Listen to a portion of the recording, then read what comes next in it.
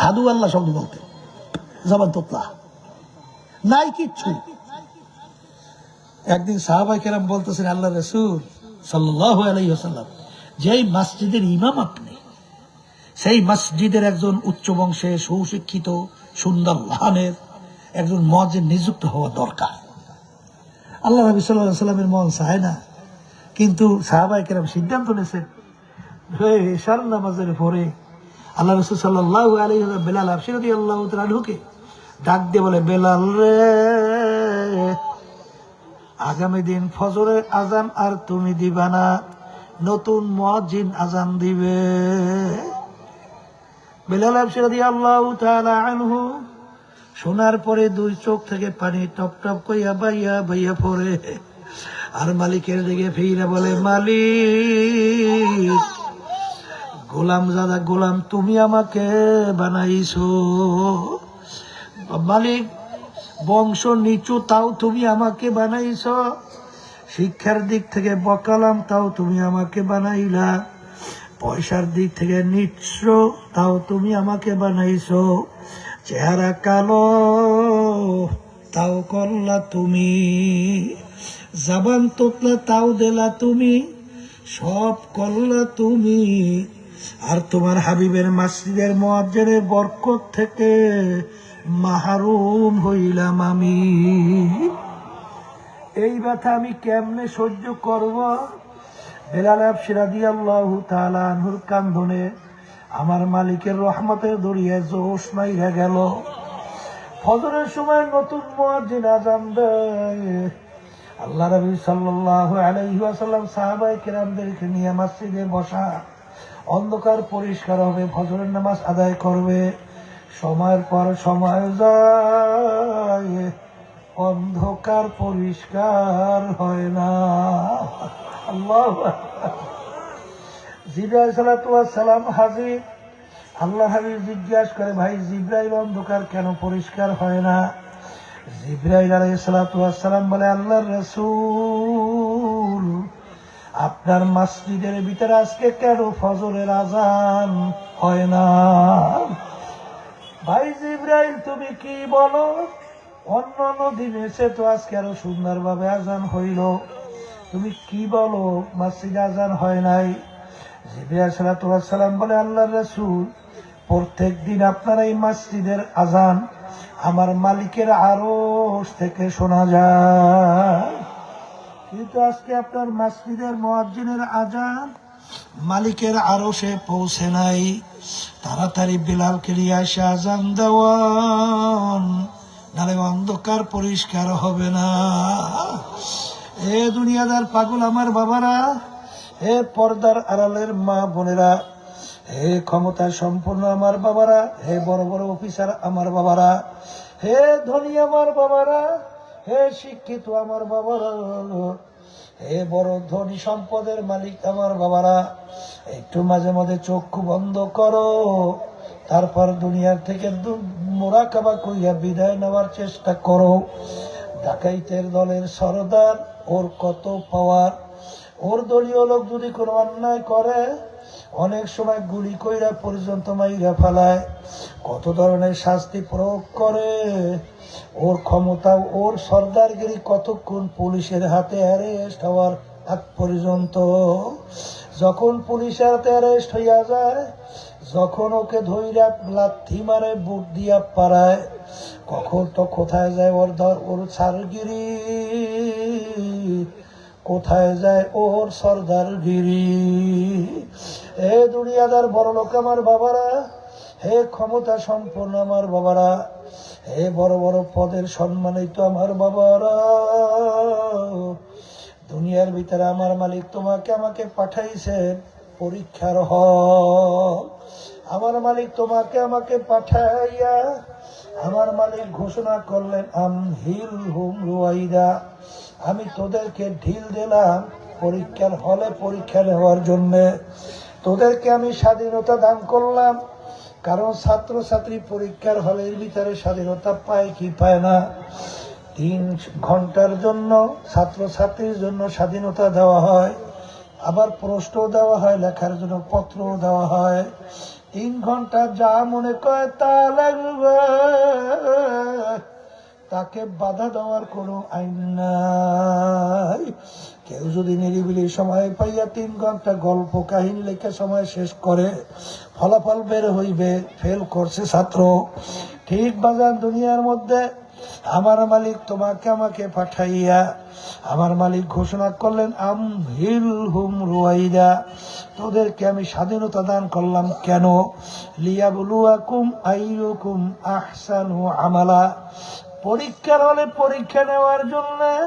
কে আমার হুকুম অনুযায়ী চলো, কে আমার হুকুমের বিরুদ্ধাচরণ করো, এই পরীক্ষা নেওয়ার জন্য তোদেরকে আমি স্বাধীনতা দান করলাম। এবং স্বাধীনতা দান কইরা তোদেরকে আমি 2টা রাস্তা দেখাইয়া দিলাম, ফারিকুন ফিল জান্নাতি ওয়া ফারিকুন ফিস সাঈর, একটা ডানের রাস্তা আর একটা বামের রাস্তা। তুই যদি আমার হুকুম অনুযায়ী চলো, আমার হাবিবের তরিকা অনুযায়ী চলো, তোর জন্য এমন মেহমান খানা আমি বানাইলাম, যেই মেহমান খানার নাম হলো বেহেশত। আল্লাহ আপনি আমার জন্য আমাদের সবার জন্য কবুল করে নিয়েন। আল্লাহ রসুল বলেন আমার মালিক বেহেশত এমন ভাবে সাজাইছেন, যেই বেহেশত এত সুন্দর কেউ কোনোদিন চোখে দেখে নাই, তার চেয়েও সুন্দর। আল্লাহর হাবিব বলেন এমন সুন্দর কেউ কোনোদিন কানেও শোনে নাই, তার চেয়েও সুন্দর।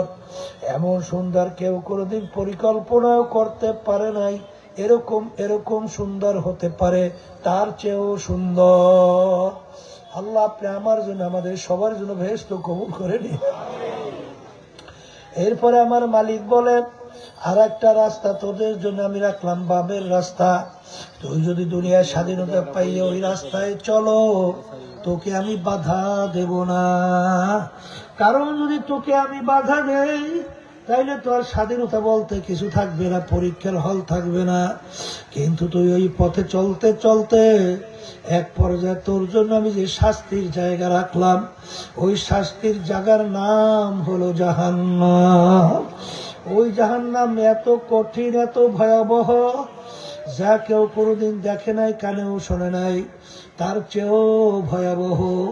কেউ কোনোদিন কল্পনাও করতে পারে না এরকম এরকম আযাব হইতে পারে, তার চেয়েও ভয়াবহ। এ আল্লাহর বান্দারা, পর্দালে মা বোনেরা, মনে করছেন আমরা হুজুররা কিছু বুঝি না। বাজানলে তোমাদের আল্লাহর ফজলে মোটেও কিন্তু কম বুঝি না। বুঝা শুনে কিন্তু দাঁড়িয়ে রাখছি, বুঝা শুনে টুপি মাথায় রাখছি, বুঝা শুনে লম্বা জামা গায়ের ভিতরে লাগাইছি, বুঝা শুনে শীতের ভিতরে ফজরের সময় যখন মুয়াজ্জিন আল্লাহর পক্ষ থেকে দাওয়াত দেয়, আসসালাতু খায়রুম মিনান নাওম, ঘুম হইতে নামাজ ভালো। বাজার ল্যাপ কম্বল ফালাইয়া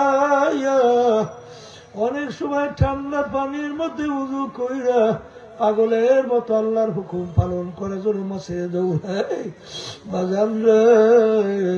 কারণ ভালো করে চিন্তা ভাবনা কইরা দেখছি কোরআনুল কারীম কিন্তু সত্য।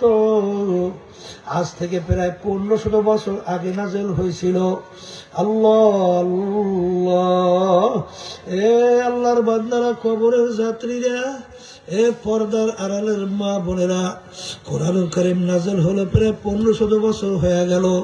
বাজার যেই যুগের ভিতরে কোরআনুল কারীম নাযিল হলো, ইতিহাসের ভাষায় যুগটাকে বলা হয় অসভ্যের যুগ, অন্ধকারের যুগ। যেই যুগের ভিতরে কোনো টেলিফোন ছিল না, কোনো মোবাইল ছিল না, কোনো ফ্যাক্স ছিল না, কোনো ইন্টারনেট ছিল না, বাজান কোনো স্যাটেলাইট ছিল না, যোগাযোগের কোনো উন্নত মানের ব্যবস্থাও ছিল না। বাজান সেই কোরআনুল কারীম নাযিল হলো কার উপরে? আল্লাহর হাবিব মুহাম্মদুর রাসূলুল্লাহ সাল্লাল্লাহু আলাইহি ওয়াসাল্লাম তার উপরে। তার ইতিহাস পড়লে দেখবেন, মায়ের পেটে থাকা অবস্থায় তার আব্বাকে আল্লাহ রাব্বুল আলামিন দুনিয়া থেকে নিয়ে গেল। দুনিয়াতে আসার পরে বছর 6 বয়স, আল্লাহ রাব্বুল আলামিন তার আম্মাকেও দুনিয়ার থেকে নিয়ে গেল। 6 বছরের বাচ্চা, বাপ হারা, মা হারা। দুনিয়ার কোন শিক্ষকের কাছে আল্লাহর হাবিব পড়ার কোনো সুযোগ পায় নাই। এর অর্থ কি? আল্লাহ কোনো সুযোগ দেয় নাই। এ দুনিয়াদার পাগল আমার বাবারা, এ শিক্ষিত আমার বাবারা, হে ক্ষমতা সম্পন্ন আমার বাবারা, আল্লাহর রাসূল কিন্তু নিজের দস্তখত করতে জানতেন না, নিজের সাইনও করতে জানতেন না। আল্লাহ নবী প্রমাণ কিভাবে রাখতেন? তার আঙ্গুল মোবারকের ভিতরে আংটি মোবারক ছিল, আংটি মোবারক দিয়া তিনি সিল মারতেন। কারণ তিনি যদি শিক্ষিত হতো, নাস্তিকের দলেরা বলার সুযোগ পেত লোকটা খুব বড় মাপের শিক্ষিত ছিল, খুব মেধাবী ছিল, জাহিনী ছিল, খুব পণ্ডিত মানুষ ছিল, কোরআনুল কারীম নিজে লেখা লইছে, এইটা যেন বলতে না পারে। এই জন্য আমার মালিক তাকে কোনো শিক্ষায় শিক্ষিত হওয়ার সুযোগও দেয় নাই। বাজান যারা কবরে যাবেন চিন্তা কইরা দেখেন, বাজান আল্লাহর হাবিবের উপরে ছোট চটি বই না 30 পারা কোরআনুল কারীম নাযিল হলো। যেই কোরআনুল কারীমের শুরুতে আমার মাওলা চ্যালেঞ্জ হিসেবে বললেন, যালিকাল কিতাব লা রাইবা ফি, এই যে কিতাব দেখে এর ভিতরে কোনো ভুল সন্দেহ বলতে কিছু নাই।